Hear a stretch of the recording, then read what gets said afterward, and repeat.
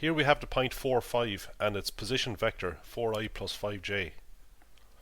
The direction ratio of this vector is defined to be 4 to 5. So 4 is the I component, 5 is the j component. So if we move 4 units in the x direction, we must move 5 units in the y direction. That will be equivalent to moving in the direction of vector r. The direction cosines of the vector are the cosines of the angles between the vector and each of the axes. The length of vector r is got from Pythagoras' theorem, root 4 squared plus 5 squared, which is root 41. So alpha is the angle measured from the positive x-axis to the vector. The cos of alpha is the adjacent to alpha, which is 4 units, divided by the hypotenuse, which is root 41 units. Beta is the angle between the positive y-axis and the vector. The cos of beta is the side adjacent to beta in the right angle triangle, which is 5, divided by the length of the hypotenuse, which is root 41. Cos alpha is often called L, cos beta is often called M.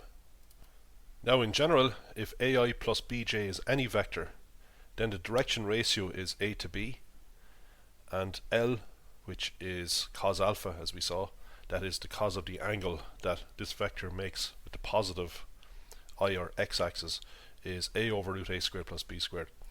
M is the cos of beta, where beta is the angle that the vector makes with the positive y-axis. That's given by B over root A squared plus B squared. Root A squared plus B squared is just the magnitude. Here we have the vector AB, its tail is the point 3, 5, its head is at the point 7, 8.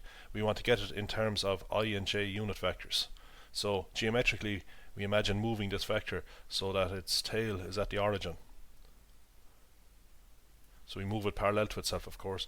Then we note the coordinates of the head of the vector. That gives us the vector AB in terms of I and j. So we know how to do that. We just subtract the corresponding components. 7 minus 3 is 4. 8 minus 5 is 3. So we take the coordinates of the head of the vector and subtract the coordinates of the tail of the vector. So the coordinates of the head are 4, 3. So that means that AB is the vector 4i plus 3j. The direction of cosine, or the direction ratio of vector AB is 4 to 3. We just have the I component to the j component. Now we want to get the direction cosines. Well, we need angle alpha, which is the angle between the vector and the positive x-axis. The cos of this angle, as we've seen before, is the I component, which is 4, divided by the magnitude of the vector, which is 5. So this comes out to be positive because alpha is an acute angle. But of course it could come out to be negative. We could have a vector looking like this. Vector in this quadrant where alpha is some angle between 90 and 180. In this case, cos alpha, or L as it's called, will be negative. We'll be working with this vector here. Now, to get the other direction cosine, we need the angle between the positive y-axis and the vector.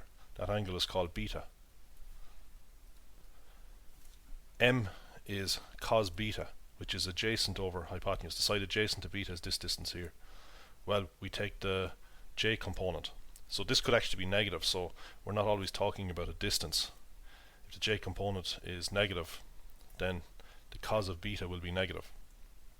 The magnitude of the vector is always positive, of course. The magnitude is 5.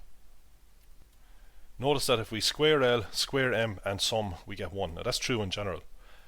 In general, L is A over root A squared plus B squared, and M is B over root A squared plus B squared for any vector AI plus BJ. Now if we square these and sum them, well, we're going to get, on top of this we've A squared, on top of this we've B squared, and the common denominator is root A squared plus B squared squared. Well, that's just A squared plus B squared, so we always get 1. Now let's consider direction ratios and cosines in 3 dimensions. So here is our vector in 3 dimensions.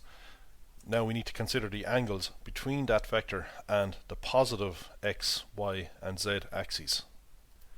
So the Direction ratio of a general vector AI plus BJ plus CK is A to B to C.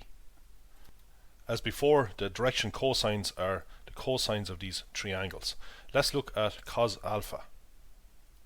We project the tip of the vector, that is the point ABC, onto the x-axis.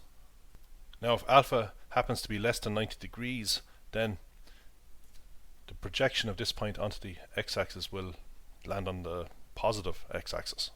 So we'll have a right angled triangle here. And the cos of alpha will be positive for any angle between 0 and 90 degrees. And A, the x value of the point, will be positive. So A will be positive. Of course, the denominator is always positive. That's the magnitude of the vector. Now it could of course happen that alpha is an obtuse angle, an angle between 90 and 180 degrees. In that case, when we project the tip of the vector onto the x-axis, it will land on the negative x-axis. So A will be this point here. A will be some negative number. For alpha in this range, the cos of alpha is negative, and that's consistent with this, because then A will be negative. Negative over positive is negative. So I'm just pointing out that the direction cosines could come out to be negative, of course. So to make sure everything works out, we measure our angles to the positive x, y and z axes. Notice also that if we square these quantities and sum them, we get a squared plus b squared plus c squared over a squared plus b squared plus c squared, which is 1. A line is inclined at 60 degrees to the x-axis and 45 degrees to the y-axis. Find its inclination to the z-axis. Now, of course, when we say it's inclined at some angle to some axis, we are referring to the positive axis. Now we can imagine this line going through the origin. It doesn't have to go through the origin. We could have it anywhere. It won't affect its inclination to any of the axes, but it's easier for the calculations to imagine it going through the origin. Now we imagine a vector lying on it whose tail is at the origin and whose magnitude is r. So if we measure the angle from the positive x-axis to r, we get 60 degrees. If we measure the angle from the positive y-axis to r, we get 45 degrees. We are interested in the angle between r and the positive z-axis. Now you see that we could reflect all of this setup through the xy plane, and our line would look like this. Then this angle will be 60, this angle will be 45. So now r is below the xy plane, and the angle it makes with the positive z-axis will be this angle here, which is an obtuse angle, an angle between 90 and 180. So there's two possible values for that angle, it seems. Now if we project the tip of vector r onto the y-axis, we see that the y or j component of the vector is r cos 45. We can project the tip of r onto the x-axis. It will land on the positive x-axis now, because the angle is an acute angle.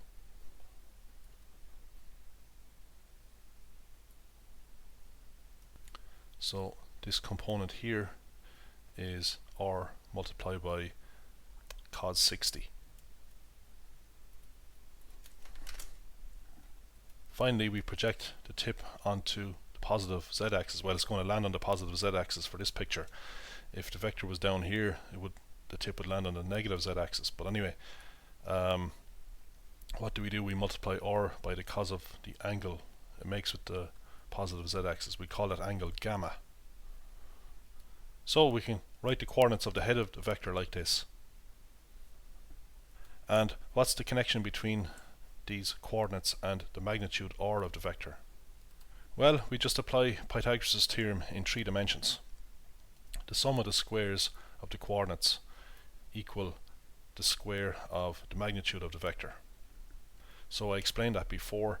If we project vector r onto the xy plane,